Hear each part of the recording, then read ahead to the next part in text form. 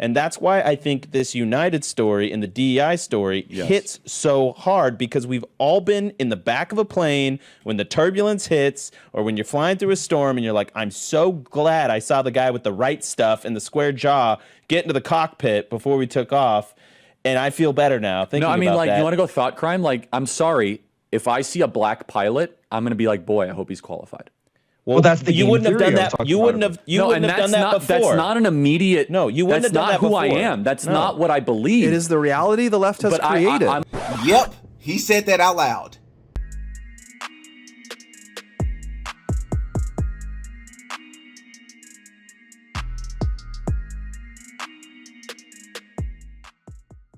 Oh yeah, Didi got a podcast.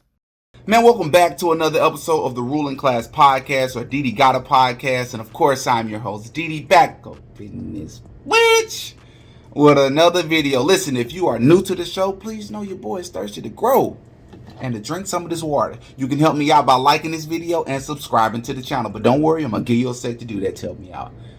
Just hit that like button, subscribe to the channel for me, hit that notification bell. I really, really appreciate it.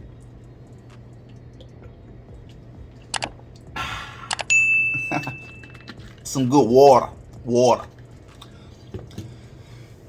Charlie Kirk of Turning Point USA. We're gonna get right into it. He made some statements. He made some comments the other day that has set the internet on fire as it pertains to black pilots. This is what he said. And that's why I think this United story and the DEI story hits so hard, because we've all been in the back of a plane when the turbulence hits, or when you're flying through a storm and you're like, I'm so glad I saw the guy with the right stuff and the square jaw get into the cockpit before we took off. And I feel better now thinking about that. No, I mean, like, you want to go thought crime? Like, I'm sorry, if I see a black pilot, I'm going to be like, boy, I hope he's qualified. Well, that's the you wouldn't have done that. You wouldn't have. You wouldn't have done that before. That's not an immediate. No, you wouldn't have done that before. That's not who I am. That's not what I believe. It is the reality the left has created. Okay, you seen that, you heard that.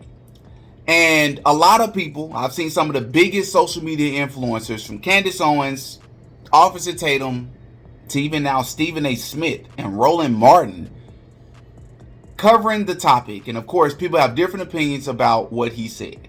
And before I even show what they said, let me just say this up front. My problem with these influencers, or these right-wing pundits, these left-wing pundits, these people are the exact reason why I could never be or identify as liberal, and the exact reason why I could never identify with conservative. Because you all pretend like, both sides do, right and left. You pretend like these conversations are so black and white, and as if they're not nuanced, right? And as if they're not multi-layered. It's not a either or. It's a and both, right? Two things can be true. Both things can be true at the same time. When you represent something like this, you gotta down. You feel like you gotta down that hill. For a lot of people, I understand just because you're conservative don't mean you have to agree with all people that's conservative. But my problem is, a lot of times that's what you see, and there's a lot of disingenuous behavior on both sides. Let's get into the disingenuous. Candace Owens reacted to what Charlie Kirk said, and she agreed with him. She said, hey, he's right. She said, if I see a pilot who's a woman, I'm going to assume, and I'm going to be a little fearful of that flight, right? Because I don't know if you're actually qualified to fly that plane, right? Because of this report that's come out that's saying, I believe it's 50% diversity. They're trying to up that percentage and have more pilots that are people of color, have more pilots that are women. People are going to question if you even qualified. Well, Roland Martin went on to Stephen A's show and said, hey, she's wrong for a couple of reasons. One, when a white person gets hired, regardless when they get hired or how they got hired, you're never going to question if they're qualified because they're a white person. But if a black person gets hired, you're going to question that. And even before DEI, people were always questioning if black people were good enough, or people of color were good enough for these jobs. Officer Tatum, just like Candace Owens, agreed with Charlie Kirk. He's like, yeah, man, this is the world that's been created due to diversity hires and quota hires. You're trying to be inclusive, and at this point, we feel like it's at the detriment of other people. And now you're talking about people that's flying planes, bro. You have people's lives literally in your hands in the sky. I don't even know if you're qualified enough to fly this plane. You say, well, Didi, what do you believe? How do you feel about it? I'm literally in New Orleans right now, and I took 2 planes to get over here. And ironically enough, one of the planes, the very first plane I got on, it was a black pilot. I don't know if he was the main pilot or the associate pilot or whatever it's called, the co-pilot. But I couldn't help but to think about this situation. I didn't think, was he qualified enough? But I would understand why a person would think that, right? And your number one priority is safety with something like that. And you want people to feel safe when it comes to airlines, right? So the man made a great point. That's a fair thing to say. I'm out here in New Orleans right now, or as they say out here, New Orleans. And this is my last day out here for this conference. When I leave and go home, or all these 500 or 600 people that came out here for this conference, I would understand if some of them looked at a pilot that's a woman or somebody they're not accustomed to seeing, knowing that there's this thing called DEI, even though a lot of the people at this conference support DEI, I would understand why if they still question at the back of their mind, like, but are you good enough though? Whether it's right or wrong, don't pretend like you don't know why a person would question that. How are they disingenuous? Both sides are disingenuous. You know why? Charlie Kirk didn't lie. You hear what I just said? Charlie Kirk didn't lie. Everything Charlie Kirk said is the absolute truth.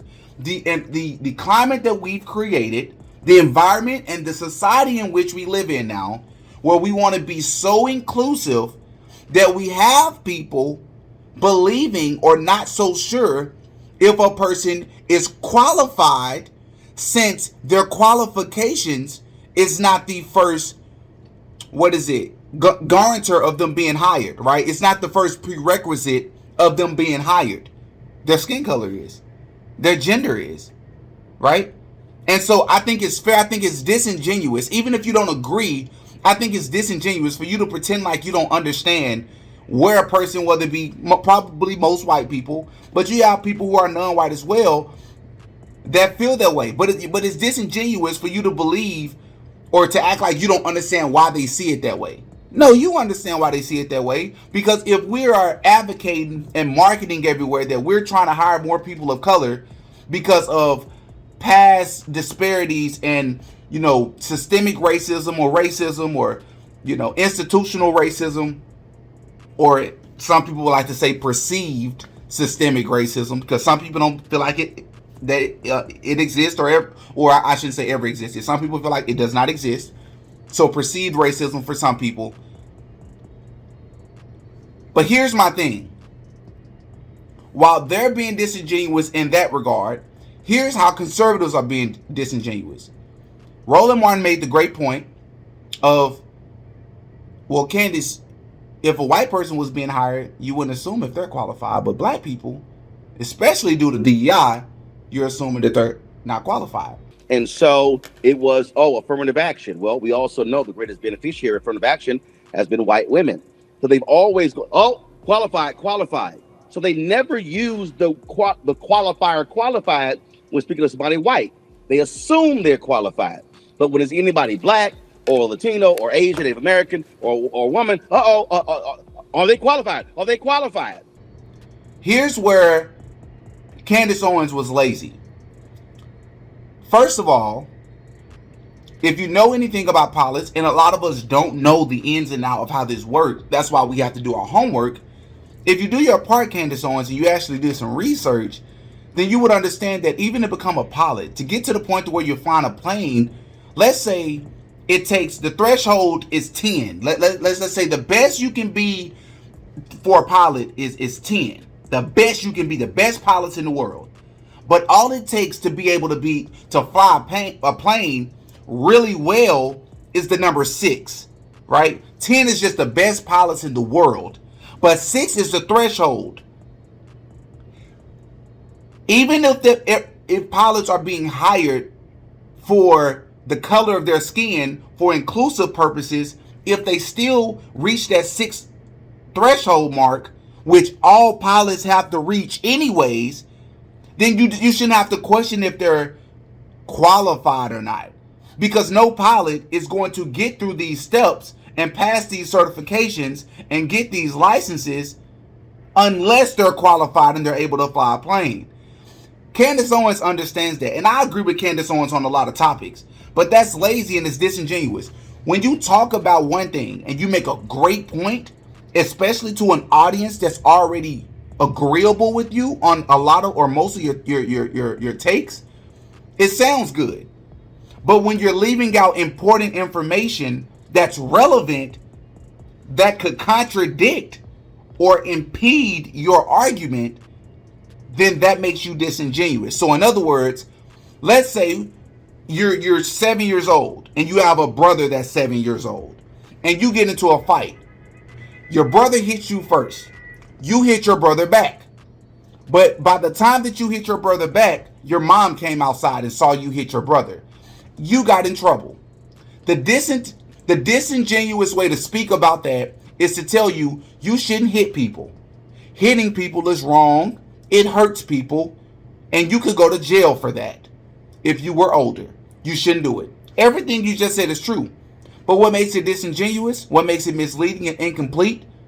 Because you didn't talk about the fact that they were defending themselves, right? So in other words, context matters. And my problem sometimes is that people leave out context, important context, right? Other important information that needs to be said. But let's not get lost in the sauce. Charlie Kirk made a great point. It's fair for them to be able to feel that way on face value, whether that be about pilots or other jobs. People are so concerned with affirmative action that it makes people wonder, hey, these people are not even qualified, right? And I think that's fair for them to see it that way. You can debate all you want in the comment section if you feel like affirmative action is necessary, if you feel like it's, well, I think we can all agree that it's racist, right? But whether you agree with it because you feel like it's necessary or not, you can debate that in the comment section. But Charlie Kirk didn't lie. And a lot of times on the left, what you hear people arguing about, they won't actually address the very point that he was making, right? What Charlie Kirk said was not racist. What Charlie Kirk said was not even wrong in the sense that it's a fair observation, man. And we have to stop being disingenuous and pretending like we don't understand why a person would think that way. We know that racism has happened in this country. We know for years white people have been at an advantage. My problem with conservatives is that conservatives in this world will pretend like, okay, racism existed back in the 50s. Sure, 60s. Sure, but that's why the civil rights era happened. And now it's fixed. Or it's fixed enough where nobody should be complaining about any type of racism or systemic racism or the hiring process in which black and brown people and women are still being left out.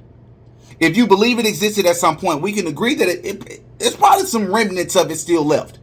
So if you're going to make the argument that it's not prominent, make that argument. But don't make the argument that it doesn't exist. That I don't like. Is disingenuous, right? So we got to be more honest when we're talking about these conversations. It's not so black and white. And two things can be true at the same time. Hop in the comment section. Give me your thoughts on what you thought about this topic. Do you think what Charlie Kirk said is racist? Do you think was he right or wrong? Do you think he has a point? Because at the end of the day, especially when you're talking about politics, you should want the person who's best for the position, but you want to make sure everybody's getting the same opportunity. That's all I'm saying. Hop in the comment section. Give me your thoughts, man. Until next time. Peace. Oh yeah, Diddy got a podcast.